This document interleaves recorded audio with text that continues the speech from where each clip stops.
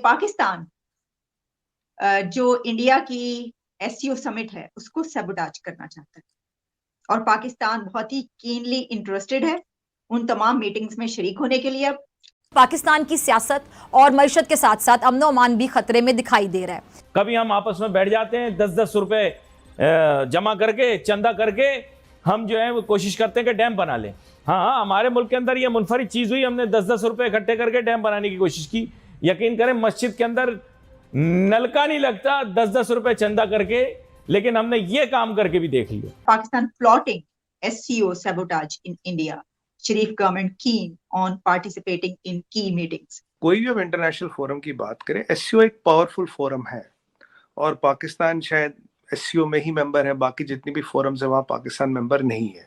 मैं आपको बता रहा हूं इस मुल्क में कुछ सनद ना होने के बराबर है, खाली ड्रामा है, बातें करवा लो इनसे।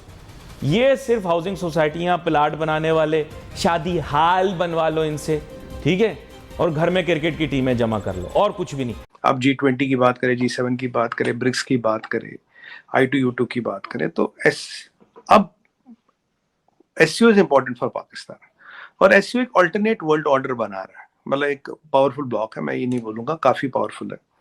अगर मैं इसको G7 से कंपेयर करूं, G7 एक इनफॉर्मल ब्लॉक है और उस इनफॉर्मल ब्लॉक में ना इंडिया है ना चाइना है, और अगर आप दुनिया की दो बड़ी इकोनॉमीज को निकाल दे तो वो कोई पावरफुल ब्लॉक बन नहीं सकता। अब जो एससीओ है, एससीओ में पाकिस्तान के because of his geographical presence, is not because of anything else. पहली बात। अभी आपने देखा होगा Pakistan has learned a lesson. पीछे आपने देखा होगा एक ताशकंद में एनएसएस की मीट हुई थी, अजीत डोवाल साहब गए थे, साउथ एशिया के किर्गिस्तान, ताजिकिस्तान वगैरह एनएसए आए थे, रशिया के एनएसए आए थे, चाइना के एनएसए आए थे, और उन्होंने मीटिंग की। तब पाकिस्तान ये सोच के नहीं गया कि भाई ये इंडिया ने ऑर्गेनाइज किया, मैं नहीं जाऊंगा। और आपने उसके बाद क्या देखा, हमारे एनएसए साहब अजीत डोवाल जी पहले यूएस गए, यूएस के बाद उन्होंने मीटिंग कंडक्ट की, चाइना ने आपको डिच किया, चाइना आ गया। और यही नहीं, खुद पुतिन मिलते हैं डोवल साहब से। पुतिन यूजुअली रैंक कॉन्शियस आदमी, अपने रैंक के लोगों से मिलते हैं, बट डोवल साहब से मिले और बात हुई, और पूरी अफगानिस्तान को लेके पॉलिसी बन गई मैडम। अब आलिया जी, अफगानिस्तान को लेके पॉलिसी बन गई और पाकिस्तान उसमें से बाहर। और आपके यहाँ खूब तनकीद हुई, भाई हम गए नहीं तो इंडिया ने तो बाजी मार ली, इंडिया ने तो ये पॉलिसी भी बना ली, और जो हमारी स्ट्रेटेजिक डेप्थ थी सो कॉल्ड अफगानिस्तान, वहां इंडिया बड़ा प्लेयर बन गया पाकिस्तान से। हमारी जो फॉरेन पॉलिसी जो कश्मीर से कंधार तक अटकी है, वहां तो कश्मीर तो था नहीं, कंधार भी निकाल दिया। तो उस दिन के बाद से पाकिस्तान थोड़ा सतर्क हो गया कि भाई ऐसा नहीं कि न जाके कुछ होगा नहीं, इंडिया वाले बाजी मार लेंगे। इनफैक्ट जो लास्ट एससीओ की प्रेसिडेंट्स की मीटिंग हुई, जी जिनपिंग क्यों आया, पहली बार 2 साल बाद जी जिनपिंग क्यों आया, मैंने आपके किसी और चैनल पे भी बोला था, पाकिस्तान मीडिया में, मैंने कहा उससे डर लगता है मोदी जी एजेंडा हाईजैक कर लेंगे, जबकि मोदी जी ने उनके सामने बोला yes come manufacture in India, India is a manufacturing base of the world. उनके सामने बोला, ऐसे छुपा के नहीं बोला। ये इसका बैकग्राउंड है। अब हकीकत पे आते हैं आलिया जी। नहीं, लेकिन सुनिए, इससे पहले कि आप हकीकत पे आए, ये तो हमने भी तनकीद की, हम भी क्रिटिसाइज करते रहे कि आपके अपनी एक 1.5 ईंट की मस्जिद अलग बना के बैठ जाते हैं, कुप्पियों की तरह मुंह सुजा के बैठ जाते हैं। आप जाएं, आप पार्टिसिपेट करें, यही वजह है कि आइसोलेशन का शिकार है। तो ये तो सही बात है ना, आप जो कह रहे हैं ठीक है कि जो होता रहा और हमने देखा आप लोग इतने आगे निकल गए, और आपने ये जो भी बात की वो भी सही है कि सब जो है एक दूसरे के साथ अलायंस बनाकर निकल रहे हैं, हम एक तरफ बैठे हुए हैं, क्यों ऐसा है? तो क्या अच्छा नहीं हुआ कि उसके रिएक्शन में चले? अगर देखा कि लोग ये कह रहे हैं जी, आ रहा हूँ, उसी भी आ रहा हूँ आलिया जी। देखिए, उसके बाद हकीकत पे आते हैं। आपके यहाँ फिलहाल एनएसए तो कोई है नहीं, there is no NSA Pakistan as on date.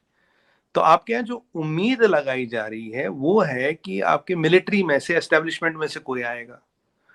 अब ये एनएसए की मीटिंग है, चलिए आप एस्टेब्लिशमेंट के बंदे को भेजेंगे। एस्टेब्लिशमेंट क्या, वो आईएसआई का बंदा होगा या मिलिट्री इंटेलिजेंस का बंदा होगा, जो भी आएगा, चलिए आपकी मर्जी। आप बोले हमारे एनएसए को ये प्रेजेंट करेगा।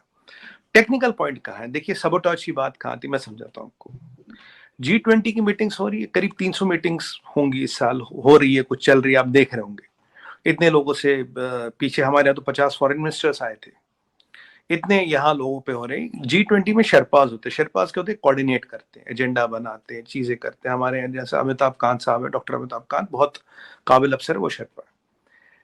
अब ठीक एससीओ में भी कोऑर्डिनेशन होता है, कोऑर्डिनेशन कमेटी है। शेरपाज नहीं होते एससीओ में, कोऑर्डिनेशन कमेटी होती है। आप उसमें बोलते हैं हाँ जी मैं आऊंगा, मेरा ये एजेंडा, मैं ये डिस्कस करना चाहूंगा, मेरे पॉइंट्स ये है, मेरे कंसर्न्स ये है, ठीक है। अब पाकिस्तान का आप देखिए, कल एक मिलिट्री मेडिसिन पे कॉन्फ्रेंस थी, पाकिस्तान ने एंड मोमेंट पे नहीं आया। पीछे चीफ जस्टिस की कॉन्फ्रेंस थी, आपके चीफ जस्टिस साहब बोले मैं आऊंगा।